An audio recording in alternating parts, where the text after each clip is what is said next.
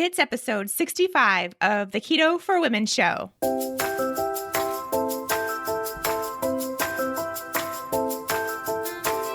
You're listening to the Keto for Women show, and I'm your host and nutritionist, Shawn Miner. This show is designed to empower women to find their own expression of the keto diet to maximize their health and happiness. Now let's get started with today's episode.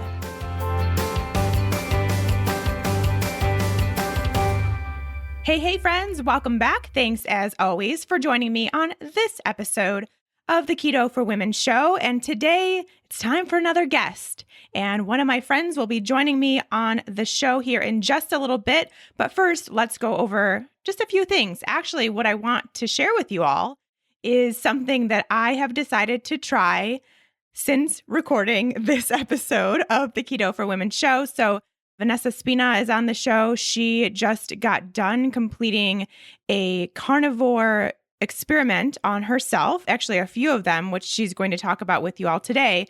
And that kind of partially inspired me to try carnivore as well. It was already something that I kind of had in the back of my mind, not something we've talked about here on Keto for Women all that much. Just for a number of reasons, mainly because I don't feel like I have enough information to educate you all because I don't have it myself yet. So I think the first step in kind of getting ready for that is to try it myself. So to do an experiment on myself, which as you'll hear from Vanessa today, she is one of those biohackers and someone that likes to do all this stuff for herself to really decide if it works for her and if it's something that she wants to promote. And that's kind of the same boat that I'm in. I always feel that way too. First step is to always see how I do with it and then share my experience with you all. And you can decide if it's something that you want to try once you hear, some of the background, some of maybe the results or symptoms or whatever it may be that others have had. And then you can decide if it's something you want to try. So I am officially embarking on 1 week of the carnivore diet as of the time that I am talking to you right now, which happens to be the Tuesday before this show airs. So if you're listening to this relatively close to when it airs, I'm probably still doing it, probably still eating all meat. And hopefully I'm not feeling too bad. Hopefully I'm feeling great. We'll see. I'll definitely report back, of course. But just had my first meal that was breakfast of my carnivore diet. And it was 3 eggs, 3 slices of bacon, coffee with collagen. And that is it. And honestly, I feel really good. It's definitely a very easy change for me to make. I am one of those people who kind of always am craving protein. I definitely do well on protein. I digest protein well, feel really good afterwards. So this is probably going to be pretty easy for me. I know others don't feel that way. Even just some friends that I have, I was telling them this weekend that I was about to embark on this week, and they just turned up their nose because some people don't crave meat at all. And I think it has a lot to do with your genetics and your ancestry and everything. So something, again, where I can't tell you that everyone's going to be good doing this or not good doing this. Everyone should or shouldn't, but I can share my own personal story the way that Vanessa is doing with hers today, and you can decide if that's right for you. So the cool thing is I'm only doing this for a week, so I will be able to share next week on next week's podcast episode my experience, what I felt, what I ate, what I suggest doing, any tips and tricks I have, who it would be good for, who it wouldn't be good for. All of that will be coming up next week. So just be on the lookout for that. And in the meantime, I will be sharing some of the things that I'm eating, mainly probably on my stories. So if you're already seeing that, that's because that's where it is. And I started a little bit before this episode aired. And if not, go ahead and check out my Instagram and Facebook stories for everything that I'm eating on my carnivore diet. And of course, just regular Instagram will be showing that too. So that's the first thing. I'm very excited to share more with you next week and to see how this week goes and hopefully have some learning along the way. I'll, of course, also be kind of debriefing on some of the research that I have found out about the carnivore diet, the good, the bad, the ugly, in that episode as well. So keep an eye out. The other thing that I wanted to mention before we get into this episode and our talk with Vanessa is this really awesome information that I have about one of our great Keto for Women sponsors, Tribali Foods. They have just announced a new product. Well, actually, two new products. They have gone into the slider category now, and they've made these little mini burger type things, except they're more sausage like than actual burgers. They have a pork and sage sausage and a chicken and apple sausage. They look so good. You can get them on the website until supplies run out. So they are only selling them on the website right now until later on in the fall, early October. I believe they will be out in some select stores. But right now at tribalifoods.com, you can get your hands on these mini sliders. The pork and sage is super keto friendly. Let me actually just share the ingredients with you because I have it right in front of my face here. So the ingredients of the pork and sage sausage are pork seasoning, and the seasonings include sea salt, garlic, white pepper, fennel, thyme, nutmeg, olive oil, and sage. So good, right? Very keto friendly. So I encourage you to go try those along with the burgers that are already so amazing, very keto friendly as well, but so handy to have. And the same thing goes with these sliders, especially in the morning, especially if you have kids to feed or a husband or a wife to feed. So nice to have these to just take out a package, put them on the stove, and in a few minutes, you have a really good, awesome breakfast that will keep you satisfied for a really long time and your family satisfied for a really long time. So head to tribalifoods.com. And of course, you all, because you're so special and because Tribali Foods are the best, they are giving you 15% off your online order when you head there. So you can try these new sliders out, get yourself some burgers too. Just stock up on everything and you get 15% off. So exciting. Can't wait to try these myself. These will be great for my next week on the carnivore diet. I will be stuffing my face with some mini sliders, no question.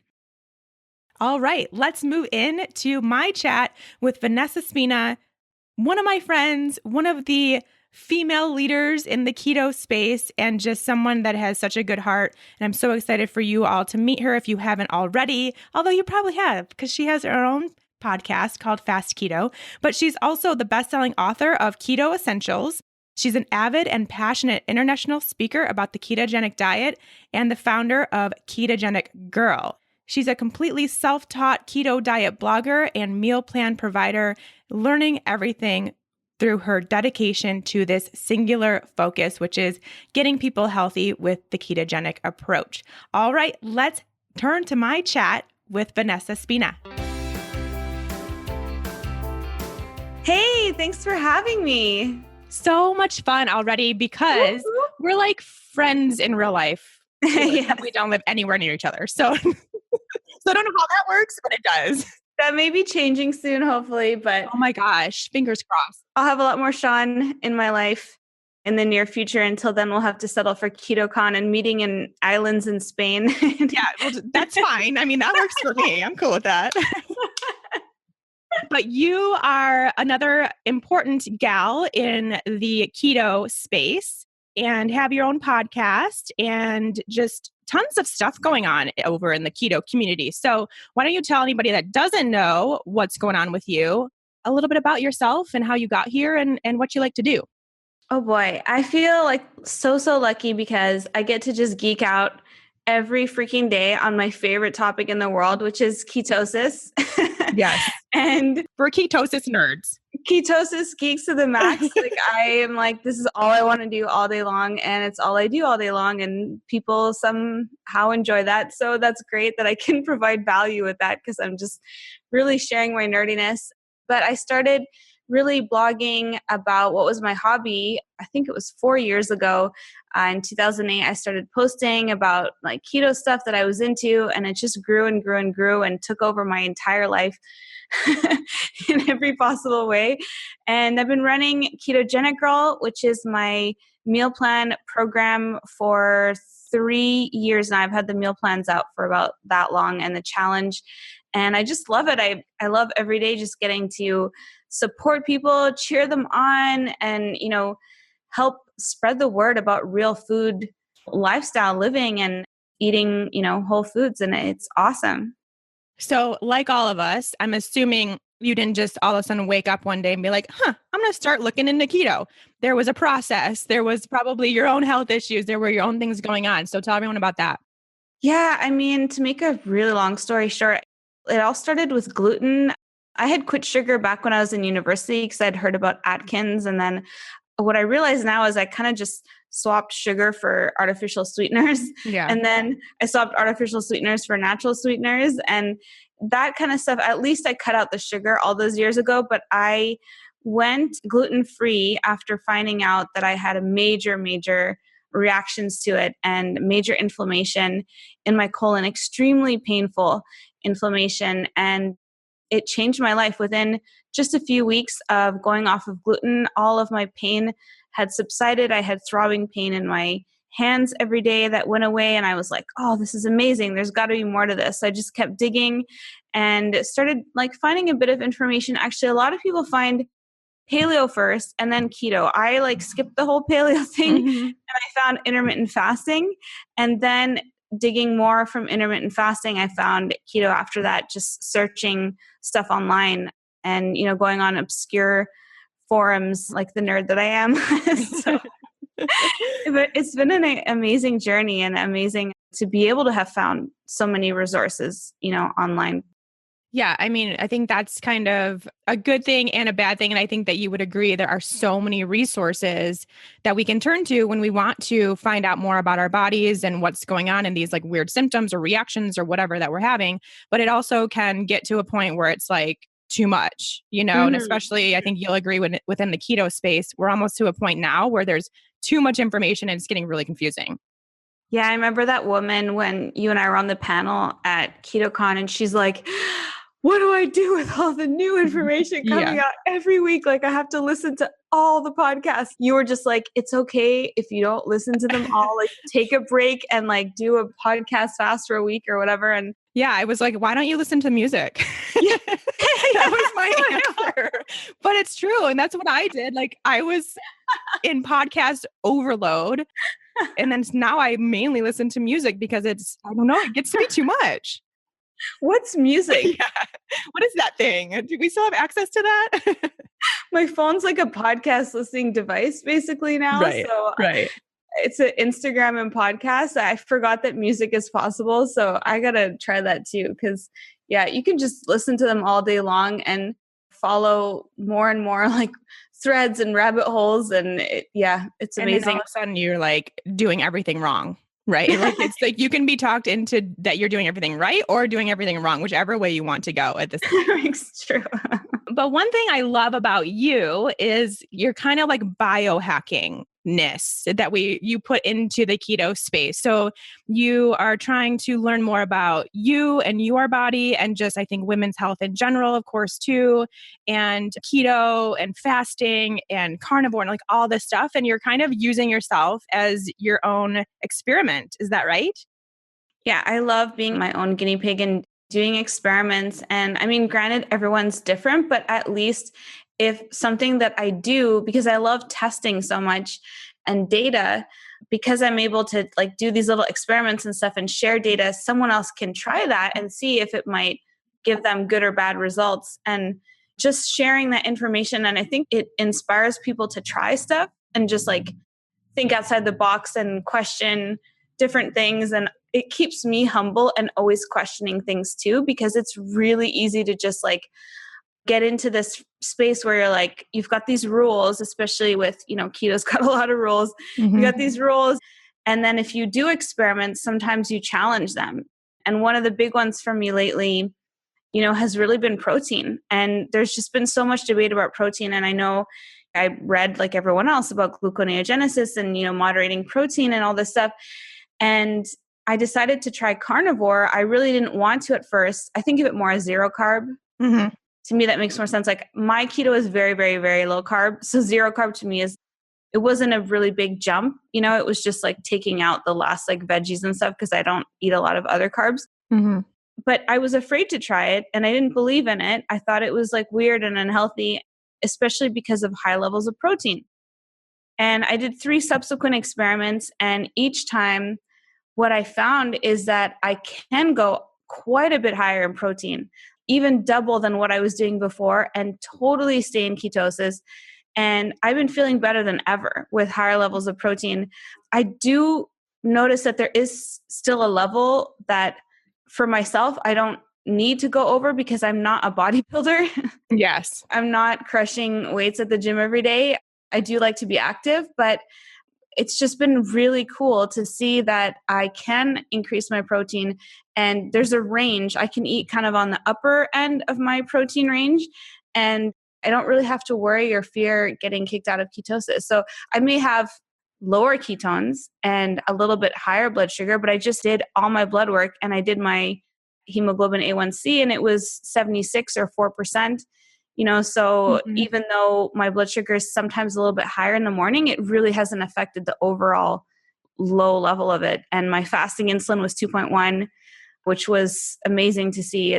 So it's been really, really cool. And I feel amazing with more protein, like incredible.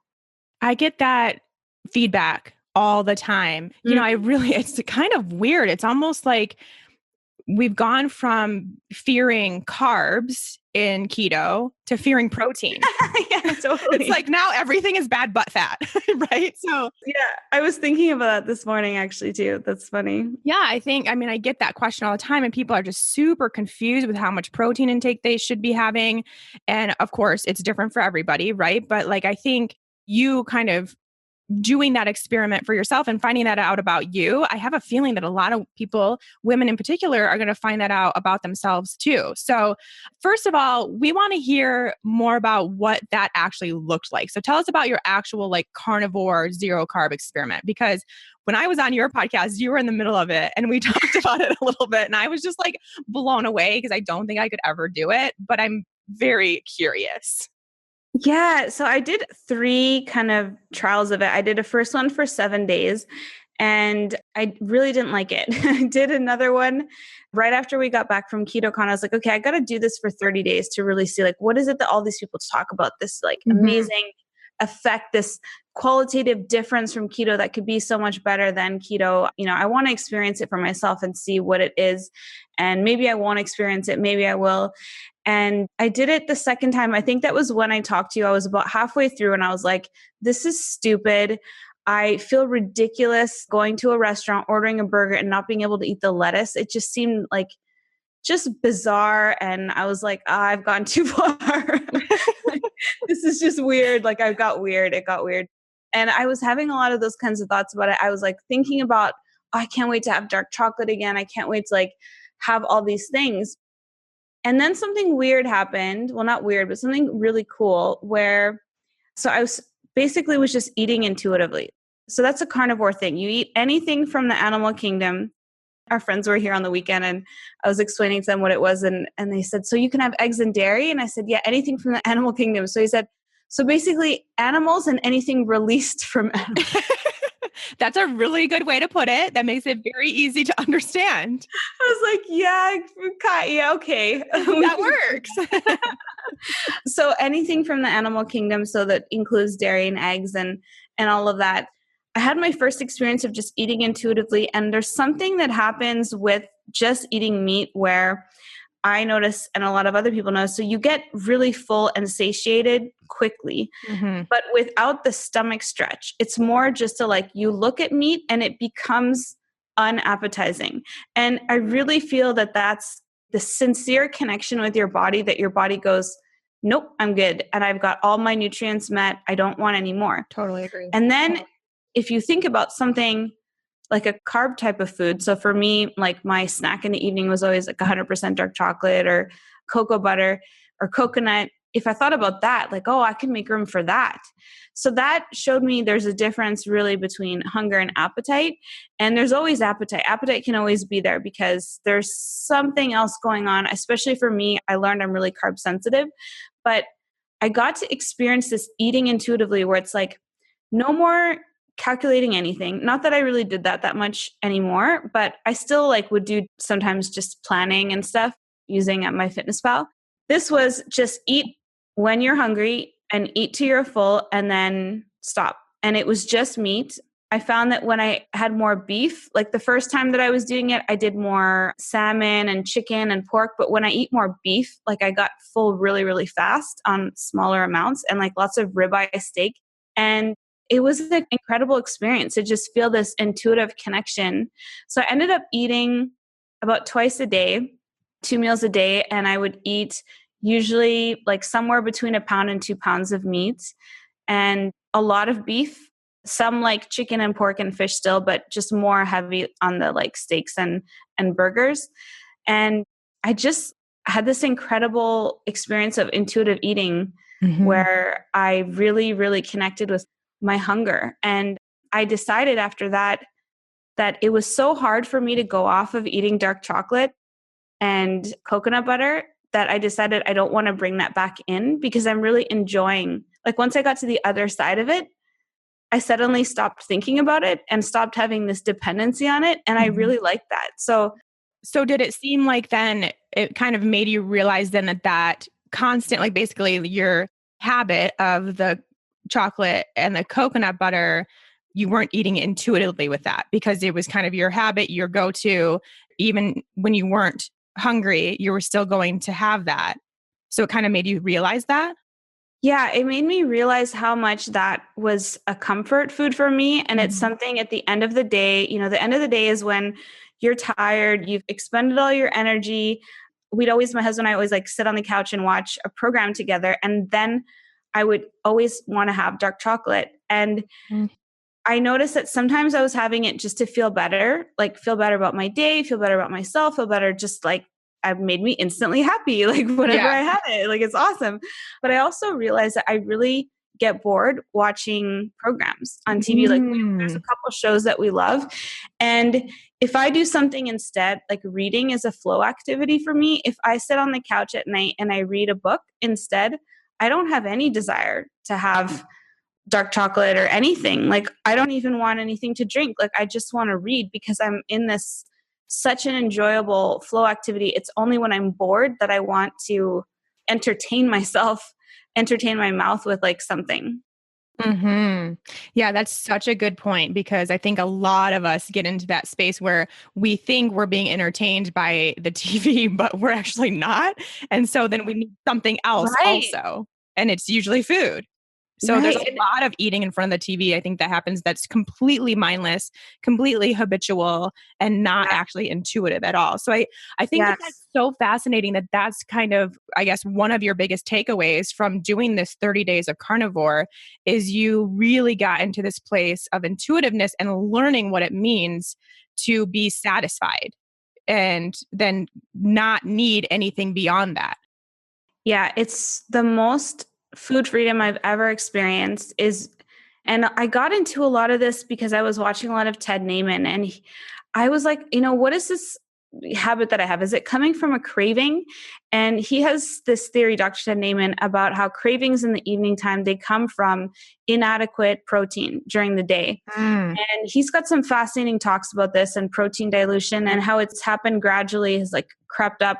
So what I found is that with trying the zero carb, I was eating so much protein during the day to total fullness that I was so satiated, and it really, really made a big difference in terms of not having any kinds of cravings and things. And yeah, he says a lot of times that's what it is. And I've definitely experienced that for myself too. So I think that is one of the reasons that people really get so excited and gung-ho and doing zero carb is because their nutrient needs are so well met from eating lots of protein that they don't have as many like food addictions or things like I had and just feel a lot of satiety. So it's been really cool to try it out for myself. And I was a big doubter of it. And I know when he was talking about protein leverage satiety and all this, and I was like, there's no way you can be satisfied just from high levels of protein. You need lots of fat. And I really have found he's right. Like for me personally, it's made a huge difference and I'm just loving it. Before we move on with this episode, I just want to remind you all about Rasa coffee. You guys all know how much I love Rasa coffee by now, but I've just tried something and I have to share it with you all. If you've not tried the coffee alternative Rasa coffee iced, You absolutely have to. So you brew it. I brew it in the morning as normal, and then I put it in the refrigerator and wait until later in the day, like 3 o'clock, 4 o'clock-ish, as my afternoon snack. It's become an iced Rasa coffee with some full-fat creamy coconut milk and a dash of cinnamon. It is so good. You all have to try it. And the best part is that I feel really good drinking it because I know that it's doing great things for my adrenals, for my detoxification pathways, and for just having a little bit of a natural energy boost to get me through the rest of the day. There's no caffeine, there's no sugar, there's no gluten, there's no dairy, there's nothing else in it but these amazing adaptogenic herbs that are so great for our adrenals and the rest of our body. They've also created this perfect recipe of these herbs that makes it taste amazing. It's not really a flavor I can describe because it doesn't taste like coffee, but it really does make an amazing coffee alternative. So a really good substitute. So whether you're looking to break your caffeine habit, which I think you all know I highly recommend for a lot of women that they do, especially if they are having issues with their adrenal health. This is a really great option, even if you use it to start weaning yourself off caffeine or you mix it with some decaf. That's a really great option too. It's also really good in like a bulletproof style. So you can do that with your morning beverage. So no matter what, you have a purpose for Rasa coffee in your life and you are going to love it. And because they are sponsors of the Keto for Women show, you get 10% off your order plus free shipping when you use the coupon code KETOWOMEN10.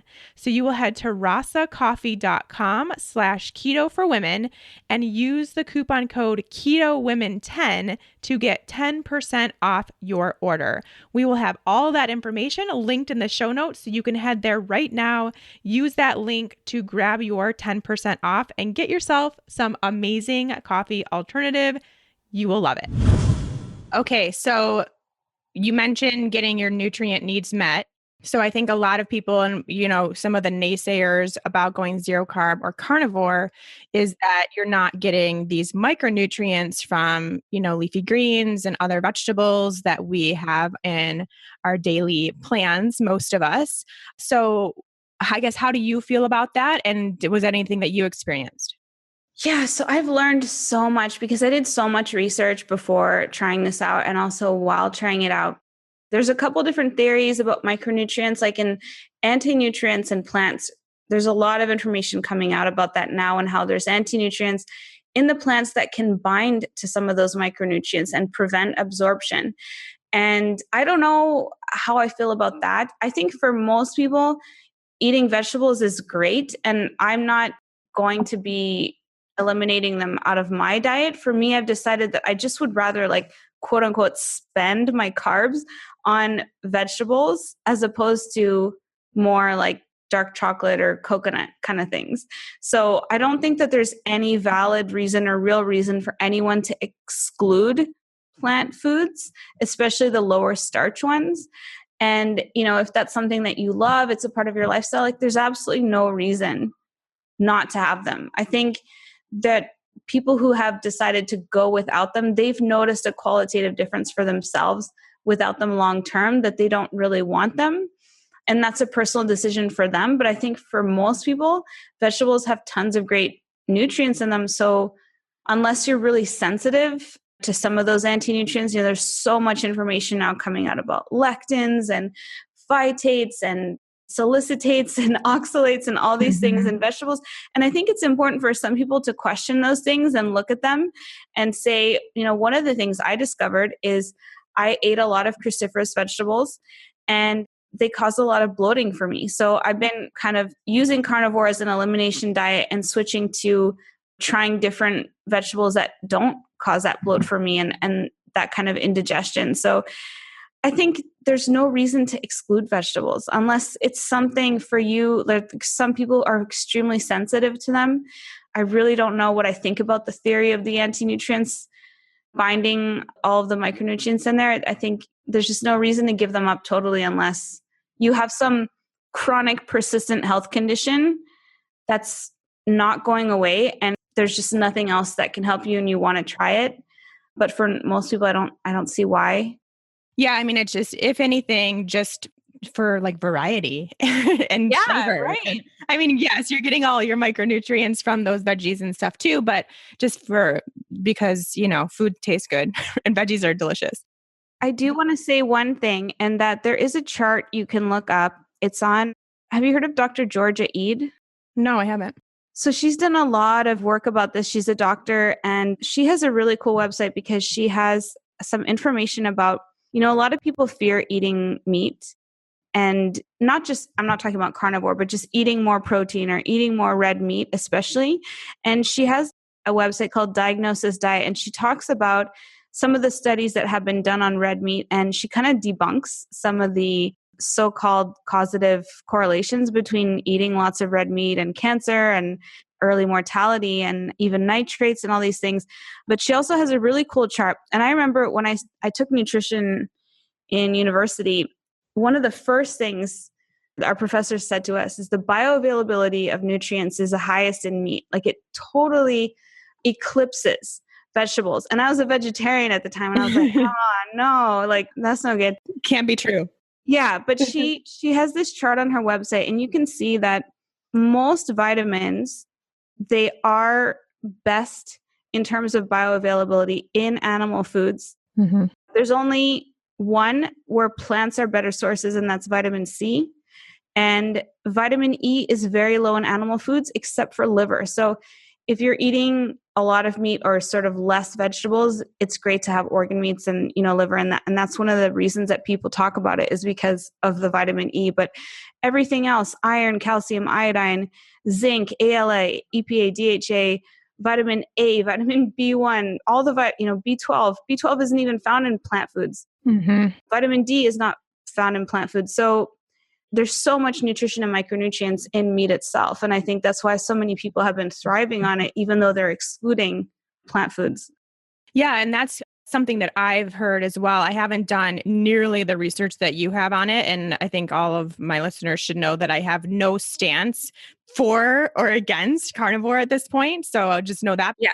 But just in thinking about it, just in what I know, and especially this, my listeners, of course, know this too, like the quality of the meat is so, so important. But if you're getting like grass-fed, grass-finished beef, and you're getting wild-caught salmon and using grass-fed pasture-raised dairy and these kinds of things, if you're really making sure that the quality of the food, and especially if you're going carnivore and that's all you're eating, should be of the utmost importance. And if you're going there and you add in your, again, good high quality organ meats, like you're really going to be meeting most, if not all, of the micronutrient things that you would want to get. So I do totally see that, because again, we always assume that veggies and even fruits or whatever have all of the micronutrients we need. And they do, they have a ton, but like you mentioned, they're not all available to us. Yeah. We don't absorb them all as humans. So, whereas eating meat, we absorb and retain a lot more than they're more readily available, more readily usable to us as humans. So I can definitely see that being like a huge pro to eating carnivore, or just eating more meat in general, just having a higher protein amount than a lot. I would say vast majority of those ketonians are doing right now. I agree. And really bumping down their protein ratio when it doesn't need to be that low. yeah, bumping it down and replacing it with a lot of fat and a lot of boosted coffees and things, which I think are great. My favorite like boosted coffee kind of thing right now is just adding collagen to my coffee. But there's no reason to really dial down protein that much. And I would encourage people to test higher levels and see how they feel. And honestly, I think the best thing that has come out of this zero-carb carnivore trend has been getting people to question more their protein levels and maybe eat more protein and play around with it. And I think that that's the same thing for anything. It's the same with fasting. I think the best thing that's come out of the fasting trend is people realizing that they don't have to eat every hour or every 2 hours. And there's extremes to both sides. If you can't eat all the time, that's not good. But if you fast all the time, that's not good either. And I think it's just kind of the same thing with zero carb. You don't want to eat too much meat, but eating too little protein is not going to be helpful for your body either. I think protein of all the macronutrients is the most important in terms of essential amino acids. So I think that's the coolest thing that's, come out of this. Oh, for sure. I think it's great too, because it's giving people more information about their bodies. And so you did mention that it would potentially be, and this is kind of how you're using it, potentially as a elimination diet and something to where you can start now adding things back in and figuring out more in detail what foods are working for you and not working for you. And you started with this baseline of just eating meat and knowing that the meat was fine. So then now you can add in more things. And I think that that is a really good idea. I think that'd be really good for a lot of people to do. So if that were the case, if someone wanted to try that, how long do you think that they would need to be like strictly zero carb carnivore before adding foods back in? Because you said after a week, you didn't really like it. You didn't really necessarily feel that stuff, feel the good stuff. Yeah, I mean, I'm really not that knowledgeable in elimination protocols. I just know that for myself, probably 7 days. I was doing 30 days because I wanted to fully immerse myself in this in order to experience it. But I don't know if you necessarily need that. Although I have seen a lot of elimination protocols, they are 30 days. And I don't know what those ones are like. I just know that the only food that no one seems to be allergic to or have any intolerance to is meat. It's the only one. So just to go down to just proteins, fish, chicken, steak or beef or burgers or whatever, just for even 2 weeks, probably be a great benefit if you want to try an elimination protocol. And then I learned this from Christina Kerp, Castaway Kitchen. She was saying, the best way to do it is then you introduce a food back in one per week. So you would add in, say you're testing nightshades and, you're testing peppers or tomato, you would have a few slices of it and then wait a few days and then have a bunch more of it and wait a few days. And then you can journal and see how you feel, how your body reacts, all these things, and try each one at a time. It's very, very useful. I think most people never do any kind of elimination protocol, or maybe they'll do a detox for 1 to 3 days or 7 days. It's very valuable information, I think, especially if you have any lingering inflammation, if you have digestive issues. There's so much information now coming out about fiber, which is amazing too, because that's another kind of, just like vegetables and fruit, it's one of those things that has this health halo that no one wants to dare question. And there's all this information now coming about fiber that in some cases it could be making digestive problems worse for people. Oh, totally. Yeah. So I didn't realize that for the longest time. And most people who have digestive problems are told to just eat more fiber.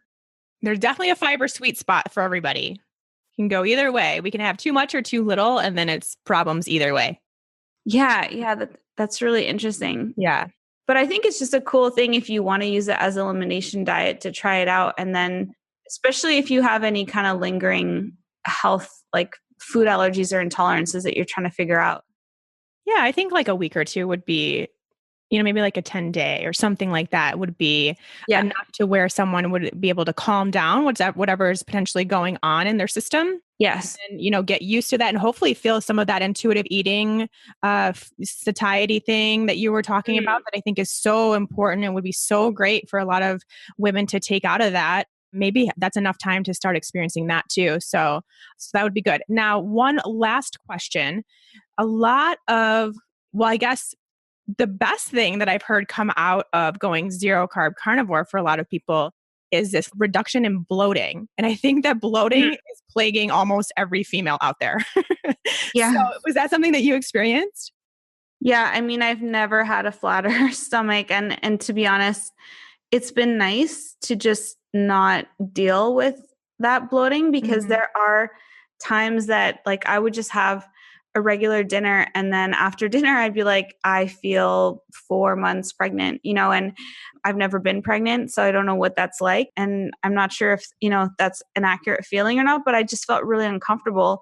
And I haven't had any of that. And I think that's when I was saying I was always trying to eat all the cruciferous vegetables. And then I realized that those are the ones that bloat me the most.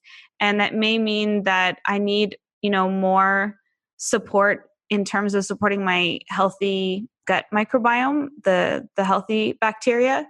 I'm not sure what it is, but for me, like the broccoli, cabbage, cauliflower, kale are some of my favorite vegetables. And I noticed that those ones really, really bloat me. Mm-hmm. And so I'm not sure what it is. I'm not sure why, but it's been nice to just take a break from it. And I really miss, especially cabbage and kale. I love those vegetables, but it's nice to just not feel so uncomfortable after eating them. And I don't know why I'm sensitive to them like that, but I'm hopeful that maybe I won't be at some point if I just keep, supplementing well with probiotics and all that. But, maybe my gut lining still needs to repair. But it definitely is nice to just eat a meal, be really full, but not be totally distended in your abdomen. Yes. Yes. I think we all know what that feels like. So that is very motivating for sure.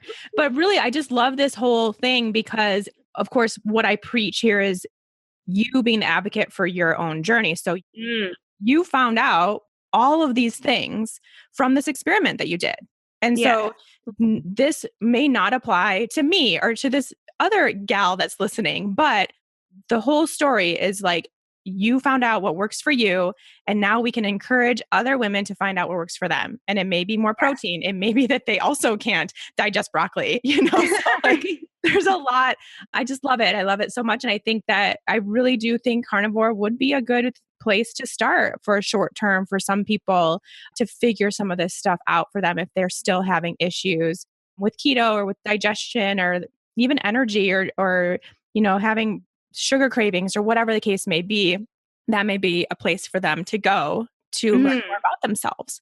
So I want to transition now because you do also have some information that you learned about fasting from your own experimentation and just kind of, I think, working with women too and seeing how they do. So how did you first start learning about fasting or getting into it yourself, and what have you learned?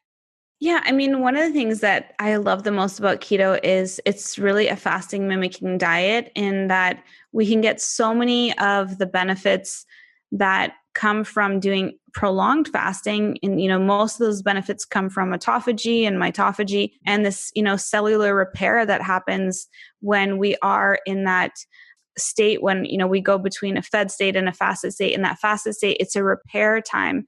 And a fed state is more of a anabolic growth time. And I just love that with keto, because you get really satiated. I know when I was on high carb diet, that's when I started fasting. I had first come across Ori Hoffelmaker. I don't know if you've ever read his book. He has this book called The Warrior Diet. And that was the first thing that, started my whole kind of journey into this stuff. And he would do intermittent fasting in one meal a day at the end of the day. But there wasn't any distinction made for like eating any kinds of like different macronutrient amounts or anything. So still doing high carb for a long time. And once I went into keto, I found that because I'm so satisfied from having my main essential fatty acid and amino acid needs met, that it's very easy to fast between meals. So there's a lot of benefits that can happen just from doing time restricted eating. And there's all this fantastic research that has come out of the Salk Institute with Dr. Sachin Panda, where he's done these studies where people just close their eating window earlier in the day and they get amazing benefits. And it's really just eating really well at your meals, whether that's 3 meals a day, 2 meals a day, 4 meals a day, whatever it is for you, eating really well at those meals and then fasting between the meals so that you're not just fasting when you're sleeping, you're fasting during the day, and your body can switch back and forth between, those anabolic and catabolic phases where you're also going into your stored fat. And I mentioned earlier, my fasted insulin is 2.1. That's all just come from doing time restricted eating and fasting between meals. And you can get so many benefits and reduce your fasting insulin just by making sure that you're not eating between your meals because you're eating so well at your meals that you're really well nourished. Oh, I love that so much because it kind of takes this. I think there's, of course, this halo of fasting where it's like, oh, I just don't eat. And I guess if we change the verbiage almost, it makes a huge difference and it makes it seem Mm, way more doable and healthier, honestly, in my opinion, because we're not saying don't eat. yeah. No one said don't eat. All we're saying is make those meals count. So when you're eating, Yes. make them count, make them full of nutrients, full of food so that you're getting your needs met. And then you'll be fine, right? So then you probably won't even be hungry or necessarily want to eat, but you won't need to have snacks around and you can go longer periods of time in between meals and you're still getting those benefits that come from fasting, but it's not like you can't eat for 3 days to get that, right? Yeah. And I really think that the grazing and like what I call nursing, like drinking beverages and snacking throughout the day, it really comes because there is a lack of, those essential fatty acids and amino acids being met at meal times. And so the body is just constantly craving all throughout the day food. And, we're eating these low calorie foods in order to keep calories low. And yet they're just made mostly of carbohydrates. They're mostly made of sugar and some fat. And there's really not a lot of amino acids. There's really not a lot of protein. And I think that that just causes this kind of grazing behavior and nursing behavior. I used to do it. I Mhm. always had carrot sticks or juice or a latte or something going on. And, it's just a subtle shift to be incorporating more of that protein, more of those healthy fats at your meals so that it's not even a challenge. It's not even like, oh, I can't eat for the next 4 hours. It's just, I'm good for the next 4 hours. It's a total different, shift. Just as proof to what you just said, I see this all the time in the women that I work with. They'll have, what did you call it? Instead of a fatty coffee, you called it something like a, Level up lattes.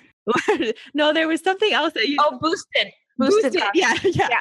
They will have these boosted drinks in the morning and no other food. And then come like 3 p.m. until they go to bed, they're snacking the entire evening Mm, because they weren't satisfied in the morning. They didn't get their needs met first thing in the morning. And it's not a bad thing to eat breakfast if you need to eat breakfast, especially if it means that then you can do this time restricted eating throughout the day and that you eat at 8 a.m. and then maybe you don't have lunch until 2 p.m. But in between that time, you're fasting and your body's working in these different capacities. So it just makes such a big difference and I think that that is such a great thing for you that you said that needs to be repeated is like those meals meet your requirements and that's why you don't need or want to snack in between. So yeah, if you feel like you have to snack at any point in the day, really all that means is that you probably didn't eat enough food at one of those meals. exactly. Such a big difference. And that really makes it so doable and a really healthy approach to fasting, or just then we don't have to call it fasting. Like you don't even call it fasting. That's why I like time restricted eating. It's more just eating, but restricted within time. And I like to say you don't have to eat less food. I eat more food than I used Mhm. to. I'm in better shape than I ever was, and I have better body composition than I ever have. I'm eating more, but I'm eating the right foods and I'm just eating less often. And that doesn't mean less food. And I like to have in my coffee collagen. It's protein. And I think that the body really, I put a little bit of coconut oil in there, sometimes like a teaspoon for flavor, and you get your fatty acids there, but you really get your essential amino acids, and that means you will be more nourished. And it's not going to be like forcing. Like fasting shouldn't be this forced thing. It should just be something that naturally occurs. And I really believe that that's easy to do when you're well fed.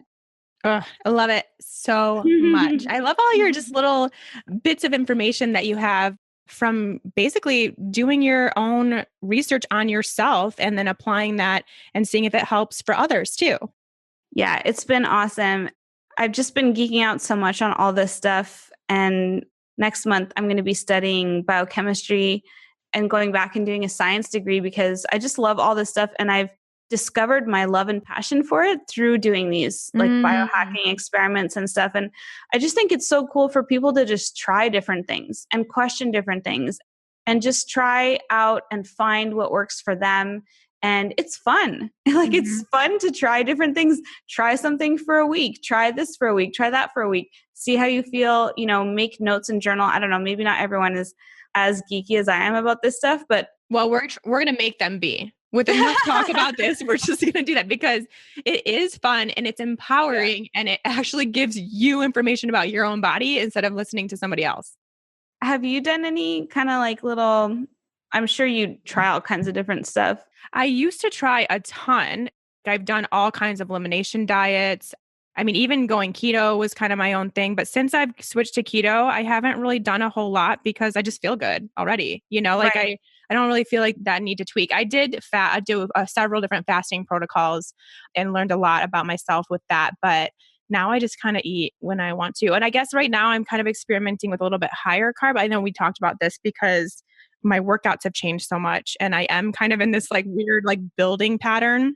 So my protein is definitely a lot higher. I actually just was thinking this as we were talking that I just had a 100% carnivore breakfast because I had eggs, pork, and I put collagen in my coffee.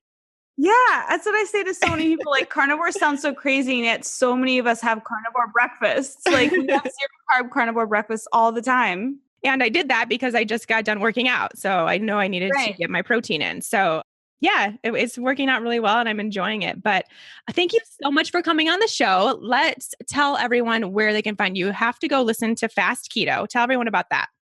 Thank you. Yeah, my podcast is Fast Keto. And if you like geeking out on stuff, that's all I do. I love bringing on a lot of scientists onto the show and also keto experts like Sean and others. And it's super fun. And that's called Fast Keto on iTunes. And my most active social feeds are probably Instagram, which is at Ketogenic Girl. And on Facebook, it is The Ketogenic Girl. And that's where I'm posting my daily meals, my biohacking experiments, and a lot of stuff about the 20-day challenge and recipes and stuff.